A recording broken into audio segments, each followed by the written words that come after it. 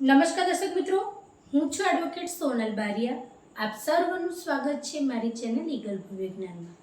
દર્શક મિત્રો, એક મિત્રનો પ્રશ્ન છે કે અમારી જે ખેતીની જમીન છે તેના 7/12ની અંદર અમારા પિતાના અવસાન પછી જ્યારે વારસાઈ કરવામાં આવી તે વારસાઈ દરમિયાન મારી માતા અને અમારા 3 ભાઈઓના નામ દાખલ કરવામાં આવેલા, પરંતુ અમારી જે 2 બહેનો છે તેમના નામ દાખલ કરવામાં નથી આવ્યા 7/12ની અંદર. તો હવે આટલા વર્ષો પછી તેઓ જે ખેતીની જમીન છે તેની અંદર તેમનો હિસ્સો માંગી રહ્યા છે. તો શું 7/12ની અંદર તેમનું નામ ન હોવાથી તેમને હિસ્સો આપી શકાય કે ન આપી શકાય, અને આપી શકાતો હોય તો એની શું કાર્યવાહી છે તે જણાવવા વિનંતી. તો ચલો દર્શક મિત્રો, આ જે પ્રશ્ન છે તેને આજે આપણે સંપૂર્ણ માહિતી સાથે સમજીએ.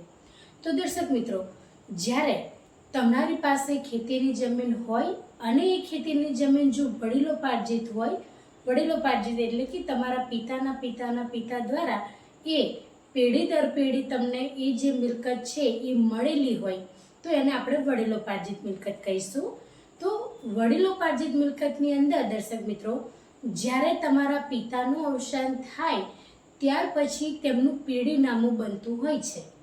તો પેઢીનામાની અંદર તમે કદાચ તમારા બહેનોનું નામ નથી દર્શાવ્યું એવું સાબિત થઈ શકે, કારણ કે જો તમે તમારી બહેનનું નામ છુપાવ્યું છે અને તમારી જે પિતાના અવસાન પછી વારસાઈ કરીને તમારા જે 3 ભાઈ છે એમના નામ દાખલ કરવામાં આવ્યા, તો એ 3 ભાઈઓની સાથે જે પેઢીનામું છે એની અંદર તો તમારા પિતાના પેઢીનામાની અંદર કેટલા સંતાનો છે એ દર્શાવવું આવશ્યક હોય છે.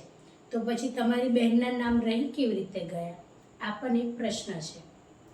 તો દર્શક મિત્રો, જો આવા કિસ્સામાં 7/12ની અંદર જો બહેનોના નામ કોઈ પણ કારણસર પેઢીનામાને અંદર છુપાવવામાં આવ્યા હોય કે પછી જાણી જોઈને જો એમનું નામ ન દર્શાવીને ખોટું પેઢીનામું રજૂ કર્યું હોય અને ખાલી 3 ભાઈ છે એમના જ જો નામ દાખલ કરવામાં આવેલા હોય, તો આવા સંજોગો દરમિયાન તમે જે તે સત્તાધીશકારી અધિકાર હોય છે એમની સાથે તમે એક રજૂઆત કરી શકો છો કે જે તે સમયે વારસાઈ થઈ હતી તેમાં અમારી બહેનના નામ દાખલ થયેલ નથી, તો એમના નામ દાખલ કરવા વિનંતી.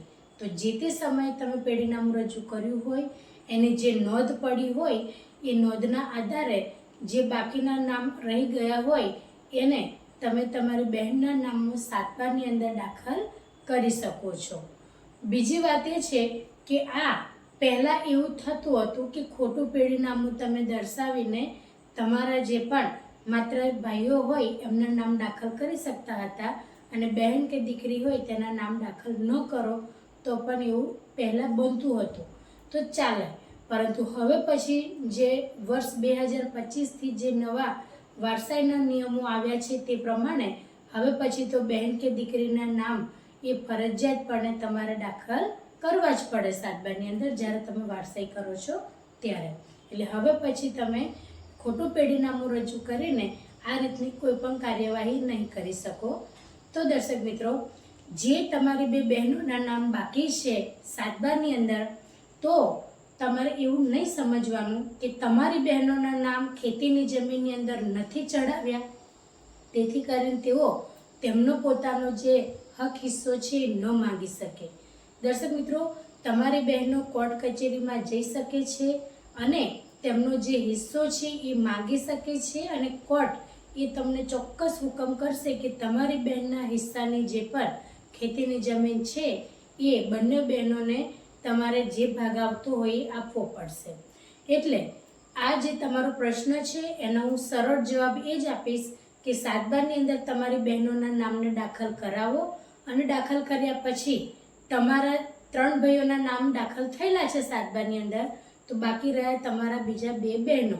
એટલે તમારા 5 ભાઈ બહેનની વચ્ચે તમારા પિતાની જે પણ ખેતીની જમીન હશે એના 5 વિભાગ થશે અને જે વિભાગ એટલે કે જેટલા પણ ભાગ પડશે એના પોતપોતાની રીતે જે હિસ્સો આવશે તે પ્રમાણે તમારે જે ખેતીની જમીન છે તેની વહેંચણી કરવાની રહેશે. અને આ રીતે તમારા જે ખેતીની જમીન છે એના 5 ભાગ પાડવા પડશે.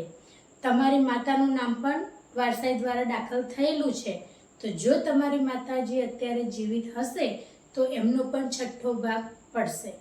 એટલે જો એ હયાત નહીં હોય તો તમારા ભાઈ બહેન વચ્ચે 5 ભાઈ હશે, 3 ભાઈ અને 2 બહેન, એટલે 5 ભાઈ બહેન વચ્ચેના 5 વિભાગ પડશે અને માતા હશે તો 6 ભાગ પડશે. એટલે આ રીતના ખેતીની જમીનની અંદર જેટલા પણ ભાઈ બહેન હોય એ કુલ ખેતીની જમીનના જેટલા હિસ્સા એમના હક હિસ્સો મળવા પાત્ર રહેશે એ પ્રમાણે તમારા હિસ્સો આપવો જ પડશે. એટલે જો તમે સહેલાથી તમારે જે 2 બહેનો છે એમનું તમે જે પેઢીનામું રજૂ કર્યું હતું તેની અંદર તમે નવું એક પેઢીનામું રજૂ કરીને અને જે તે તમારા અધિકારી હોય મામલતદાર સાહેબ શ્રી છે તો તમે એમને અરજી કરીને જણાવી શકો છો કે મારા બહેનો છે એ ખેતીની જમીનની અંદર એમનો હક હિસ્સો માંગે છે અને 7/12ની અંદર તેમનું નામ નથી, તો તેમનું નામ જે તે પેઢીનામું હતું એની અંદર તમે નવો ઉમેરો કરીને અને પેઢીનામું ફરીથી રજૂ કરીને પણ આપી શકો છો. એટલે 7/12ની અંદર જો બહેન કે દીકરીનું નામ નથી અને એ હિસ્સો માંગે છે તો એને નહીં આપીએ તો ચાલશે, એ માનસિકતા ન રાખવી. કારણ કે જે પણ બેન કે દીકરી છે તેમનો તમારી કોઈ પણ ખેતીની જમીન જો વડીલોપાર્જિત હશે તો એની મેં ચોક્કસપણે એ તમારા જે બેન કે દીકરી છે તેમને હિસ્સો મળવા પાત્ર રહે જ છે.